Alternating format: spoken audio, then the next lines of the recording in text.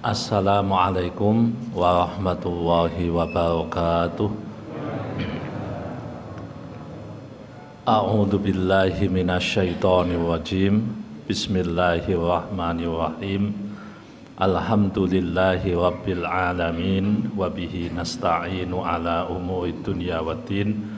Wassalatu wassalamu ala asyrafil mursalin sayyidina wa maulana Muhammadin wa ala alihi wa sahbihi ajma'in. Rabbi shrah li sadri wa yassir li amri wahlul 'uqdatam min lisani yafqahu qawli, amma ba'd. Bapak Ibu hadirin hadirat jamaah Masjid Al-Mustaqim rahimakumullah, pada kesempatan yang baik ini monggo kita senantiasa memanjatkan puji syukur kehadirat Allah Subhanahu wa Ta'ala atas limpahan nikmatnya kita dipertemukan kembali di majelis yang insya Allah barokah dalam keadaan sehat walafiat. Salawat dan salam kita haturkan pada junjungan kita Nabi Agung Muhammad Sallallahu Alaihi Wasallam. Semoga kita semua kelak di yaumil qiyamah berhak mendapatkan syafaatnya. Amin ya rabbal alamin. Bapak Ibu, pada malam ini kita masih melanjutkan pembahasan hadis nomor 6 kitab Arba'in Nawawi, yaitu di bagian yang terakhir. Saya jujuk aja di bagian yang akan kita baca. Bismillahirrahmanirrahim.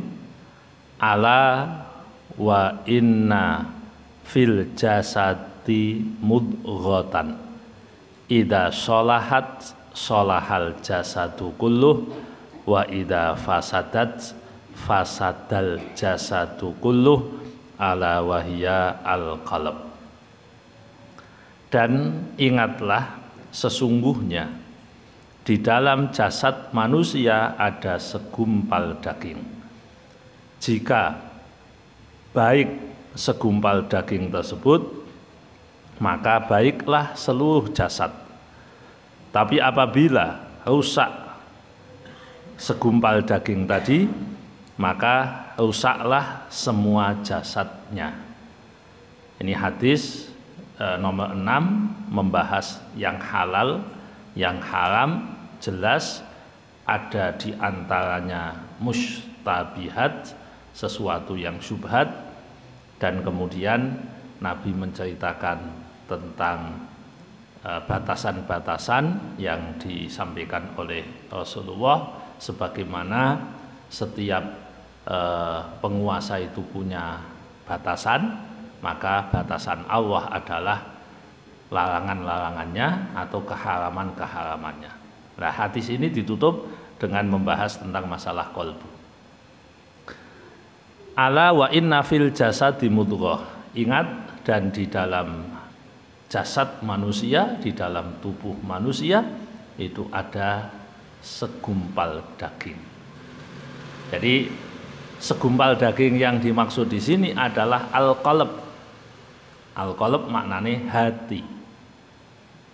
Qalb itu bisa bermakna bolak-balik. Kalau Imam Ghazali menggambarkan qalbu itu kayak apa ya? Keucut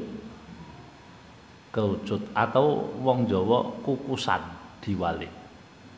Jadi bentuknya begitu kalau menurut Imam Ghazali.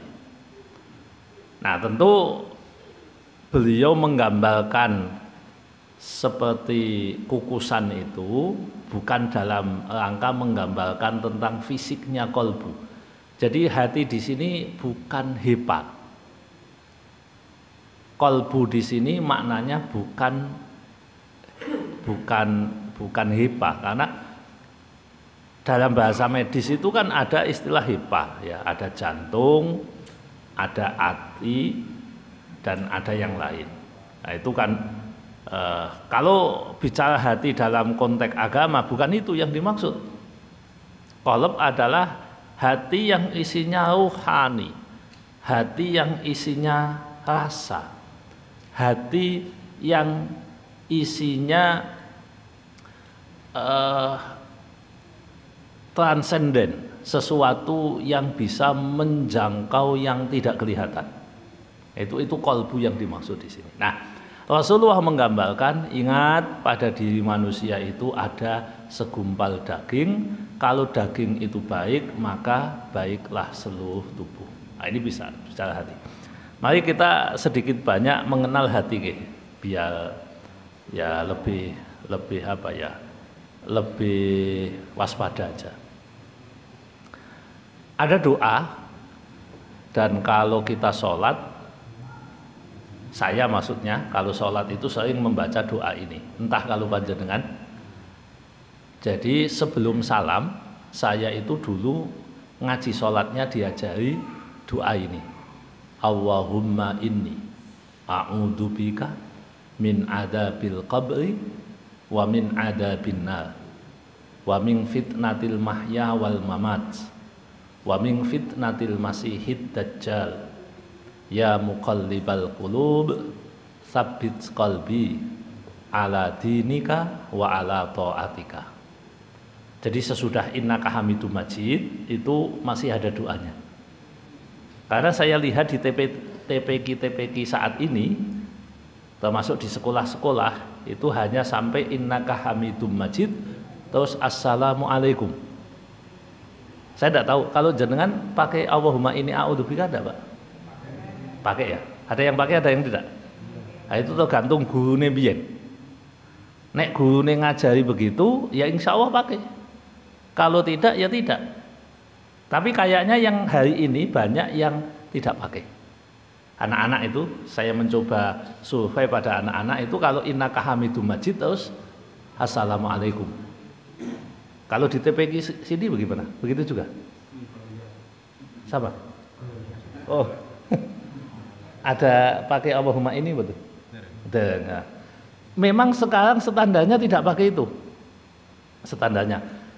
Nah, cuma kalau saya dulu ngaji begitu, di kampung begitu mau menghafal Quran kan disuruh baca sholat dulu. Ojo nganti sampean kui mengko ngapali Quran tapi wacanane sholat gak bener, maka dikon ngapal kisik. Nah, termasuk di at-tahiyatnya begitu, at-tahiyatul mubarakatus sholawatut thayyibatu lillah sampai innaka hamidum majid. Nah, ternyata di situ juga diajari lagi Allahumma inni a'udzubika. Nah, saya tidak akan membahas doanya ini, tapi saya akan membahas yang belakang. Di doa itu ada kalimat ya muqallibal qulub, wahai Allah zat yang membolak-balikkan hati. Tsabbit qalbi, semoga engkau mengokohkan hati saya.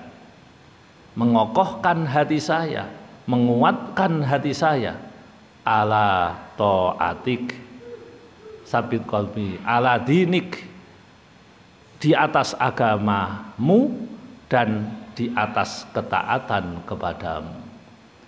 Nah, kenapa kolbu perlu dimintakan tasbit namanya? Ben tenang, ben tetep nopo si masalahnya? Karena desain awal, software dari penciptaan hati itu bolak-balik. Sesuai dengan namanya, hati kuwi bolak-balik. Maka hati ini tidak boleh dijadikan standar dasar untuk mengukur kebenaran. Ini bolak-balik. Jadi bolak-balik. Wong jenenge seneng kalih jengkel, niku lak selisih tipis. Antara cinta dan benci itu kan selisih tipis. Makanya orang tidak boleh berkutat hanya pada perasaan hati ini saja. Kita harus menggunakan yang lain. Tipikal hati adalah bolak-balik. Nah, agama itu ngurusi semuanya. Ngurusi akal, otak, ngurusi hati, rasa. Kalau agama hanya menggunakan otak, menggunakan akal, maka tidak nyambung sama Allah. Karena yang nyambung pada Allah itu hati. Tapi kalau agama hanya pakai hati tanpa pakai otak, maka hatinya liar dan nyambungnya tidak pada Allah. Sehingga dalam dunia tasawuf ada ilmu syariat, ada ilmu hakikat. Hakikat itu yang dibahas hati. Syariat itu yang dibahas aturan. Orang tidak bisa mencapai ridha Allah, mencapai kemuliaan di sisi Allah kecuali menjalankan dua-duanya. Kecuali menjalankan dua-duanya. Tidak bisa kula panjenengan mengatakan sing penting atine apik.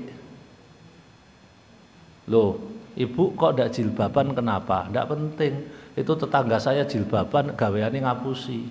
Aku jilbaban tapi malah jujur. Sing penting kan atine apik. Kalimat itu bius. Yang akan membius orang-orang bodoh. Jadi seakan-akan kalimat itu indah, retorika yang luar biasa, sesungguhnya kalimat itu keliru. Di mana titik kelirunya? Karena dia menganggap bahwa berjilbab itu tidak penting, yang penting menjilbabi hatinya. Itu kan konsep yang tadi saya sampaikan. Jadi orang nganggo otak, orang nganggo akal, orang nganggo syariat, tapi dia meh nganggo hakikat, tidak bisa. Sehingga ini harus berjalan beriringan. Yo syariat melampah, yo hakikat melaku. Ketika Allah menjelaskan tentang kurban, ya, menjelaskan tentang kurban. Allah sampaikan bahwa kurban itu harus dari binatang ternak. Berarti aturannya kurban itu harus dari bahimatil an'am. Itu aturan. Lah nek ana wong kurban nganggo binatang liar, ya tidak boleh. Binatang yang dimaksud di situ unta, sapi dan kambing. Kok nganggo liyane, pakai kelinci boleh ndak? Ndak boleh. Pakai ayam ndak boleh. Berarti ketat aturannya. Iya, ikuti aturannya. Kurban kok pakai ayam, ndak bisa. Kuda ndak boleh. Kebo boleh. Kenapa kebo boleh? Karena disamakan dengan sapi. Tapi kalau kebo liar ndak boleh, karena itu harus binatang ternak. Jadi hanya tadi yang disebut plus ditambah satu kebo. Banteng itu pula, lah nek bantenge jinak ya boleh. Ya nek banteng liar tidak boleh. Nah jadi Bapak Ibu, itu namanya aturan. Pendekatannya pakai akal. Empiris, cetok. Aturannya jelas. Kurban ngoten niku memang dawuh Gusti Allah ngono. Terus distribusinya udah dijelaskan sama Allah. Fakulu minha wa ad'imul ba'isal faqir. Nek kurban pangano sithik wae. Ya, setengah kilo atau berapa dimakan. Tujuannya ngalap barokah. Tapi jangan lupa wa ad'imul ba'isal faqir. Kurban itu harus diberikan kepada orang fakir. Nah, seperti ini kan aturan. Aturan itu aturan fikih harus dijalankan. Nah, kebetulan saya kan ngaji di beberapa tempat, salah satunya kan di kawasan di mana tidak ada orang miskin. Angel to niki. Neng klaster tertentu di pemukiman tertentu yang notabene-nya rata-rata mereka orang kaya. Nek kurban terus didum tanggane tok. Lho ndak bisa. Menurut aturan kurban harus dikasih orang miskin. Minimal sithik-sithike sepertiga. Sithik-sithike. Kuwi cara mazhab Syafi'i qaul mu'tamad. Tapi umpamane sithik-sithike meneh kaul yang tidak muktamad, oke lah, sing penting wong fakir dikei. Nah kalau berkutat di situ, siapa yang fakir? Tidak ada. Nah dari situ kemarin ada yang korban nanya, Pak Baidowi, saya mau korban, tapi kan distribusi di sini kan untuk orang miskin tidak bisa. Apalagi mohon maaf, dia kan punya karyawannya kan gajinya sudah tinggi-tinggi di atas UMR semua. Kalau saya kasihkan karyawan saya, yo orang miskin juga. Lalu bagaimana? Ya jenengan golek wong miskin. Nek pengen tenanan. Akhirnya didistribusikan sendiri. Saya kasih itu ada berapa, monggo diberikan. Nah, sebagian dititipkan juga. Jadi intinya itu aturan, Bapak Ibu. Nah, aturan itu harus dijalankan. Cuma di bawahnya, ayat sesudahnya Allah menyampaikan begini. Ini harus satu kesatuan, nggih. La yanalallaha luhumuha wala dima'uha walakin yanaluhut taqwa minkum. Allah tidak mengambil dagingnya, Allah tidak mengambil darahnya, tetapi Allah mengambil takwanya. Takwa itu hati. At-taqwa hahuna, kata Nabi. Takwa itu di sini, di hati.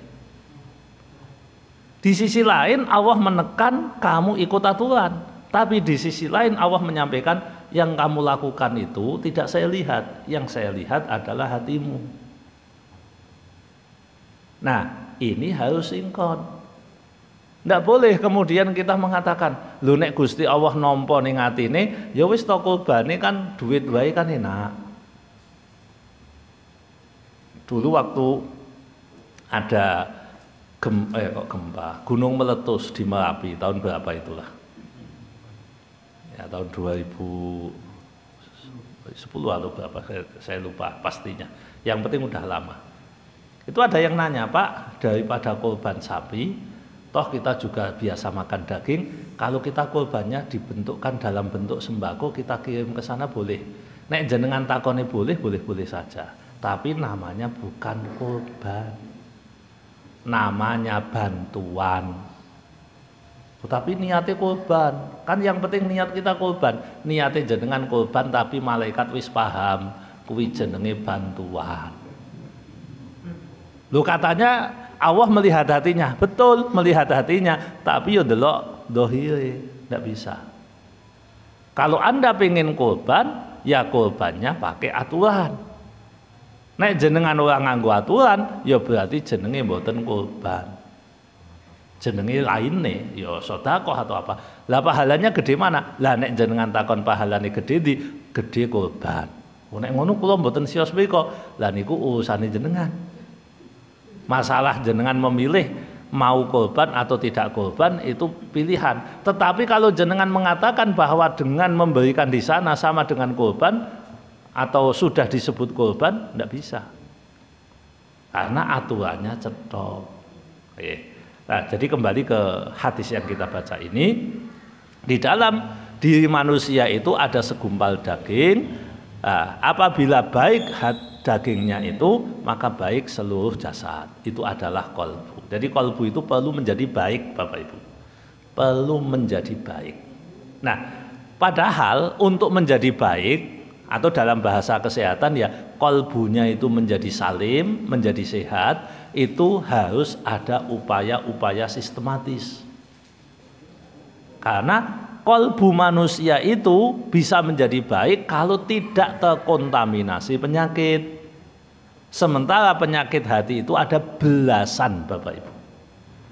Ada belasan. Saya tidak hafal jumlah pastinya, tapi ada lebih dari 11. Itu penyakit kolbu. Nah, penyakit kolbu itu bisa tunggal, bisa double, bisa komplikasi. Nah, kalau kita penyakitnya komplikasi, tentu pengobatannya juga lebih berat.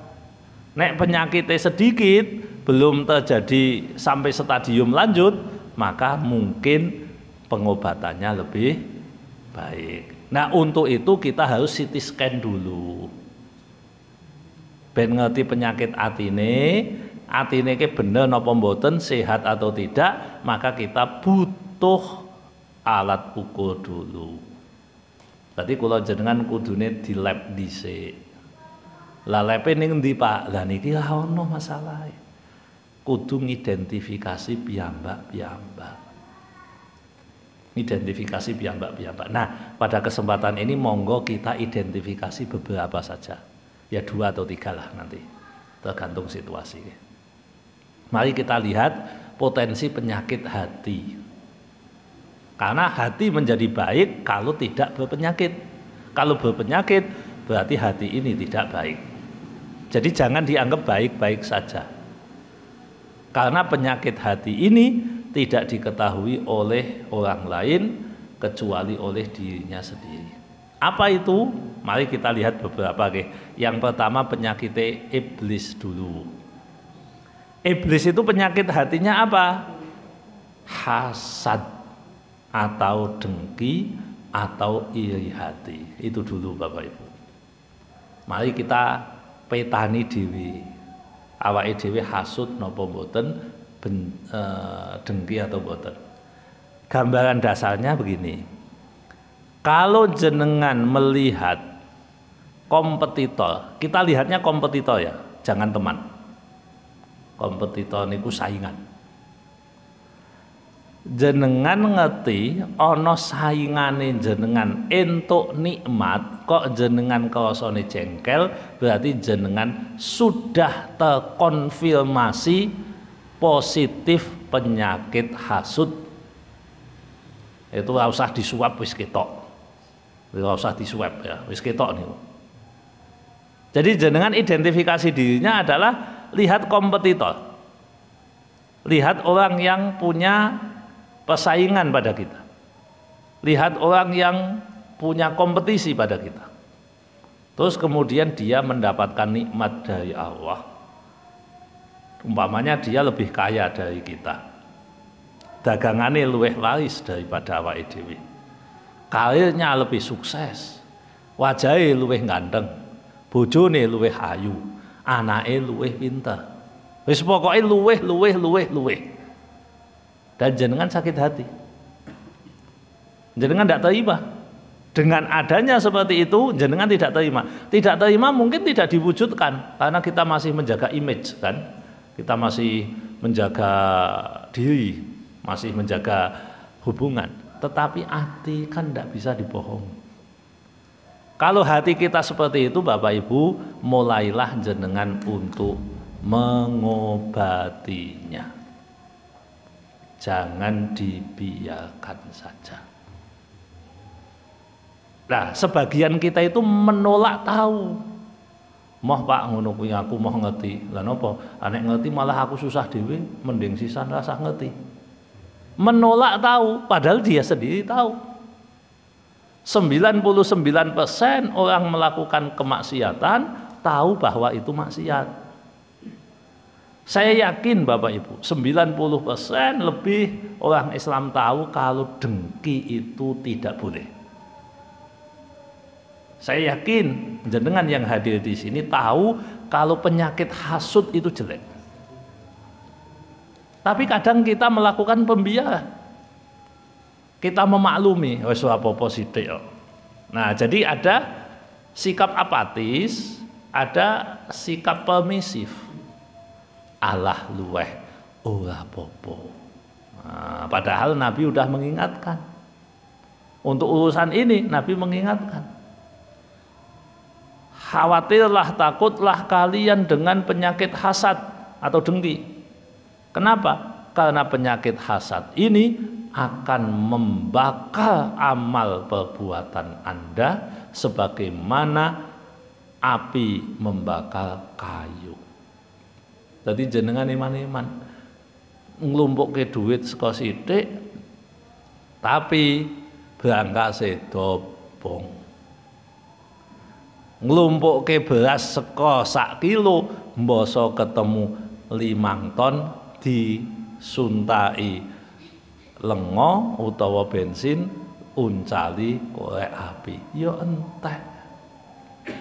Maka Bapak Ibu, besok di akhirat itu banyak orang bangkrut.